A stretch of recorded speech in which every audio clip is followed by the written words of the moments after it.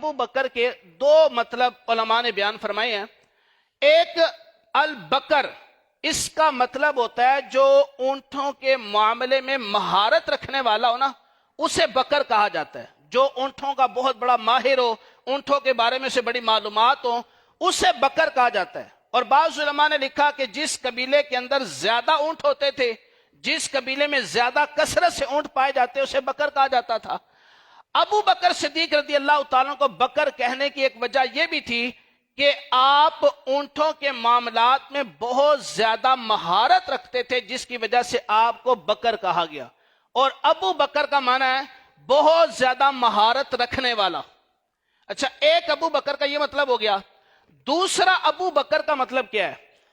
بکر کا مطلب عربی زبان کے اندر بکر ہوتا ہے سب سے پہلا، سب سے پہلا۔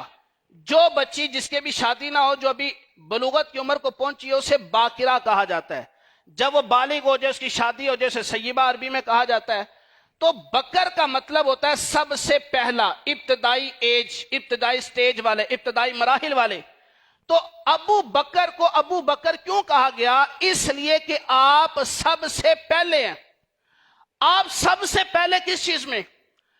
مردوں میں سب سے پہلے اسلام قبول کرنے والے ابو بکر، اسلام میں سب سے پہلے نبی پاک علیہ السلام کے ساتھ ہجرت کرنے والے سب سے پہلے ابو بکر، اپنا مال خرچ کرنے میں سب سے آگے سب سے پہلے ابو بکر۔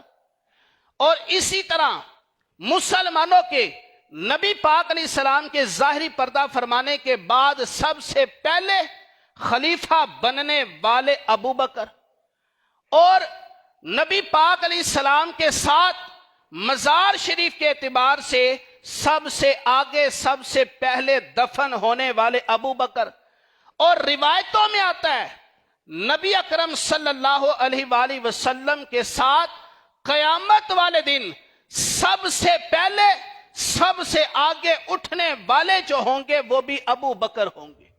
تو چونکہ ابو بکر کا مطلب سب سے پہلا، اور ابو بکر صدیق رضی اللہ تعالیٰ عنہ ہر معاملے کے اندر سب سے پہلے، سب سے آگے، سب سے مقدم ہے، جس کی وجہ سے آپ کو ابو بکر کہا جاتا ہے۔ اب حضرت ابو بکر صدیق رضی اللہ تعالیٰ عنہ کی جو ایک لقب ہے صدیق، یہ صدیق کیوں کہتے ہیں؟ صدیق کا مطلب ہوتا ہے بہت زیادہ سچ بولنے والا، تصدیق کرنے والا، سچ بولنے والا۔ اب صدیق اکبر رضی اللہ تعالیٰ کو صدیق اس لیے کہا جاتا ہے کہ آپ نے زندگی میں کبھی بھی جھوٹ نہیں بولا تھا، ہمیشہ سچ بولا کرتے تھے، اس لیے آپ کو صدیق کہا گیا۔ نبی اکرم صلی اللہ علیہ وآلہ وسلم نے اپنی زبان اطہر سے آپ کو صدیق کہا۔ وہ کب؟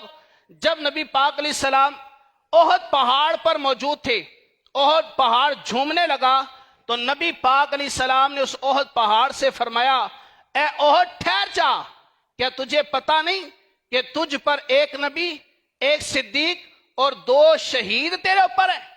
نبی پاک علیہ السلام نے اس وقت صدیق سے کہا، ابو بکر کو کہا، تو ابو بکر کو صدیق اس لیے کہا گیا کہ نبی پاک علیہ السلام نے فرمایا۔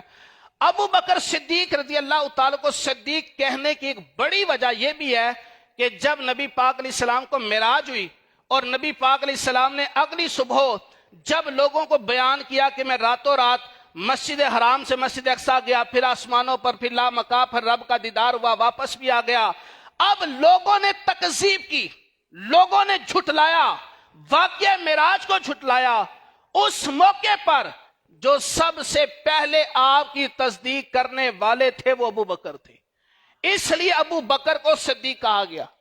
اسی طرح اعلیٰ حضرت امام اہل سنت امام احمد رضا خان علیہ رحمت الرحمان فرماتے ہیں کہ جس طرح اولیاء کرام کے مرتبے ہوتے ہیں نا، کوئی ولی ہوتا ہے قطب، کوئی ہوتا ہے ابدال، کوئی ہوتا ہے غوث، اسی طرح اللہ رب العزت کی بارگاہ میں کچھ مراتب ہیں۔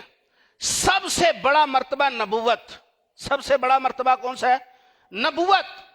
اس نبوت سے نیچے ولایت کے درجے آتے ہیں، ولایت کے درجوں میں ابدال ہے، قطب ہے، غوث ہے، اور سب سے بڑا مرتبہ اولیاء میں نبوت کے بعد اور ولیوں میں سب سے بلند مرتبہ اس مرتبے کو صدیقیت کہا جاتا ہے، تو اللہ رب العزت نے ابو بکر صدیق کو مقام صدیقیت عطا فرمایا ہے، جو نبوت کے بعد ہے اور سارے اولیاء سے اوپر مقام اور مرتبہ صدیقیت کا ہے۔ تو حضرت ابو بکر صدیق کو صدیق اس لیے کہا گیا کہ آپ کو رب نے صدیقیت مرتبہ عطا فرمایا۔ اور بعض علماء فرماتے ہیں صدیق بھلا کسے کہتے ہیں؟ صدیق اسے کہتے ہیں جو منہ سے بات کہہ دے، رب اس کی بات کو پورا فرما دے۔